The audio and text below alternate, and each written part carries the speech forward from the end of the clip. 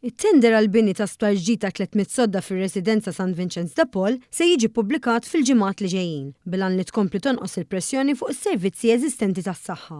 Dan tħabbar mis-Segretarju Parlamentari għall-Anzjanità Attiva Malcolm Paula Ġużgalja f'konferenza tal-aħbarijiet il-ħamis fejn qal li dan il-proġett se jwassal għal rivoluzzjoni fil-mod kif tiġi offruta l-kura lill-anzjani f'Malta minn servizzi kliniċi speċjalizzati u kura fit-tul għal dawk paljattivi. Fid-diskors tal-Budget 2026, il-Gvern ħabbar li se jalloka aktar minn 154 miljun euro lil St. Vincent de Paul fl-akbar allokazzjoni ta' fondi sissa għad-Dikasteru tal-Anzjanità Attiva, total ta' 337 miljun euro. L-allokazzjoni se tinkludi l-proġett ta' sptar ġdid bħala parti mill-Pjan Nazzjonali biex titjib il-kura u l-aċċess għas-servizzi ġerjatriċi. Ħajkun sptar b'investiment kbir, ġifieri nitkellmu mijiet ta' miljuni, ħajkun qiegħed jitħaddem hawnhekk ġewwa St. Vincent stess u fih qed naraw li ħanieħdu l-kura tal-anzjanità f'punt ieħor fejn ħanaraw li ħajkonna l-kura intermedjarja li s'issa qatt ma semmiet f'Malta.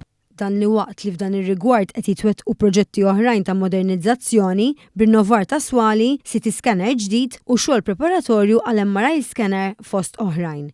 Il-kap eżekuttiv ta' St. Vincent, Jürgen Sunes, saħaq li l-investiment jirrifletti r-rispett lejn kull resident u juri l-impenn biex il-ħajja tal-anzjani tibqa' attiva, sigura u b'kura li tixraq. Kull dawn l-aħħar snin mhux biss investejna fil-parti infrastrutturali tal-post, imma investejna anke fl-istaff, investejna anke fit-training tal-istaff biex ovvjament il-kwalità u l-kura li nkunu nagħtu jola u żżid il-livell tagħha.